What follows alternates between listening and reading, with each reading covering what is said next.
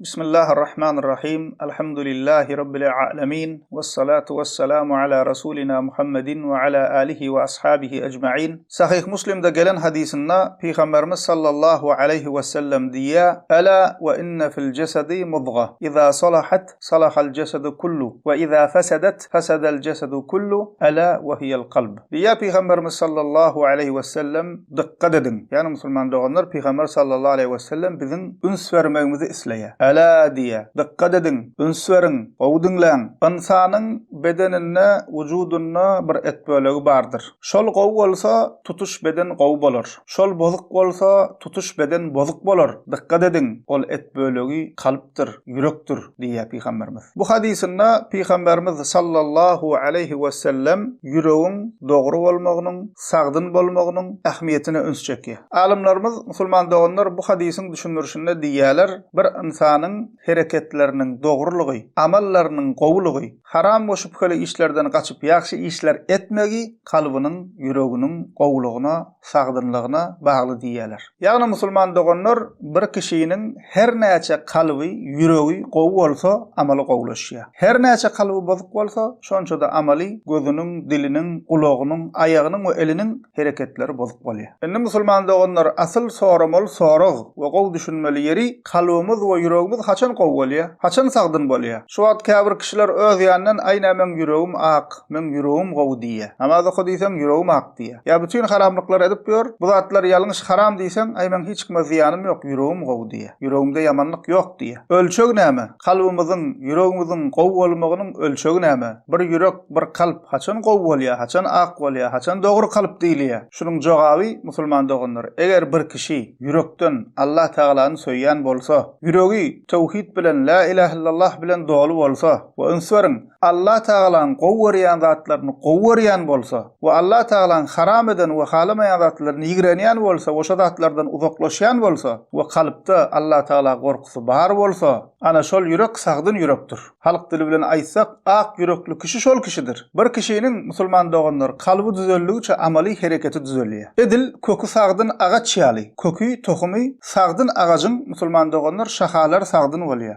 Gow miwe berýär. Emma bir agajyň kökü çüýürük bolsa, ol agaç miwe bermeýär. Hatda miwe bermekdäl insanlara kölege boljak ýaşyl ýapragam çykarmaýar. Kökü çüýürük agajy musulman doganlar kesip zyňarlar ýa-da kesip odun edip ýakarlar. Ýüregi bozuk bolan kişi, ýüreginde Allah gorkusy, Allah Taala bolan söýgü bolmayan kişi, haramlardan we erwet işlerden kaçıp bilmez. Gowy işler ona agyr we ýigrenji bolar. Belki diňe ýaman we haram işler gowwarar. Ünslerin ol kişiler Allah Taalanyň razyligi bar zadyň däl, diňe öz haýhawasiniň, nefsiniň ýygyna düşer. Haýhawasiniň, nefsiniň şonuň diýenidir. Şonuň üçin alimlerimiz diýýärler, bedennäki ýürek padşadyr diýär. Ýagny seniň bedeningdäki ýüregiň, kalbyň padşadyr. Galan agzalar bolsa, el, ayak, göz, kulak onuň diýenini edip duran eskerlerdir. Eger padşa gow bolsa, eskerlere gow zatlar buýrar, olaram gow iş ederler. Emma padşa bozuk bolsa, eskerlere ýaman iş buýrar, olaram şol ýaman işler ederler.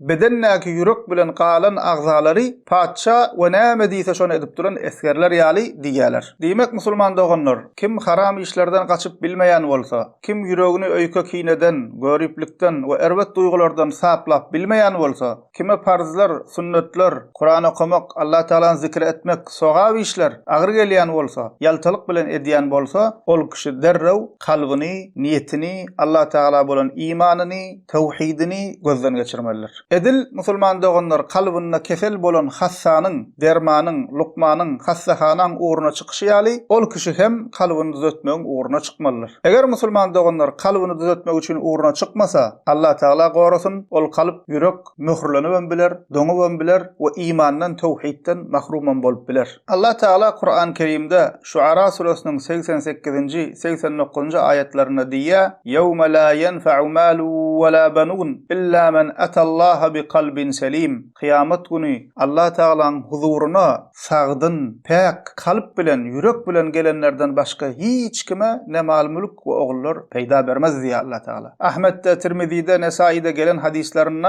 Peygamberimiz sallallahu aleyhi ve sellemin bize öwreden dileklerinden biri musulman doganlar ve es'aluka kalben selimen. Ya Allah, senden sagdyn dürüst kalp, ýürek dileýärim diýip dilemekligi Peygamberimiz bize ümmetine öwredi. ugry diye. Has açyklap aýtsak musulman doganlar, kalby düzeltjek bolsak, kalby şirkden, hurafatdan, batıl, ýalňyş düşünjelerden, erbet duygulardan saplamak üçin, arassalamak üçin we Allah Taala bolan söýgü bilen, gorku bilen doldurmak üçin tawhidi, yani la ilahe illallah biz gowy öwrenmeliler musulman doganlar. Kur'an we sünnetde Allah Taala'nın bize tanadylşy ýaly tanamaly. Şonda kalpda hakyky iman, hakyky Allah Taala bolan gorky, haşyet peýda bolýar. Haçanda musulman doganlar biz Allah Taala'nın Kur'an-ı Kerimde we sahih hadislerde Peýgamberimiziň sünnetinde bize öwredilşi ýaly azamatyny, Allah Taala'nın ululugyny, gudratynyň çäksizligini, ähli zady dolandyryp duranlygyny, ähli zat Allah Taala'nın elindedigini bilsek we iman etsek we Allah Taala'nın isim we sıfatlaryny öwrensek,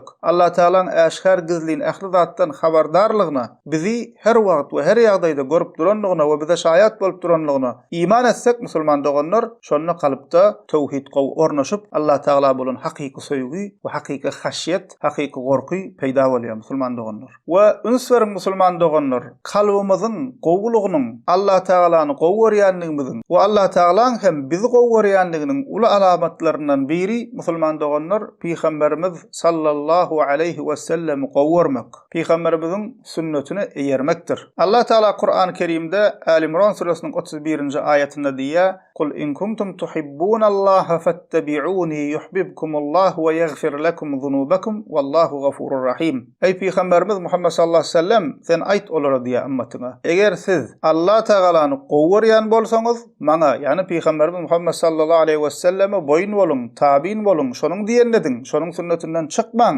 Şonu Allah Taala sizi gowurur we günahlarynızy bagşlar. Allah Taala bagşlaýjy we merhametlidir" diýär. Allah Taala musulman doganlar ählimize Allah Taala'nın soýun bendelerinden we razy bolan bendelerinden bolmak nesip etsin. Alhamdulillahi rabbil alamin.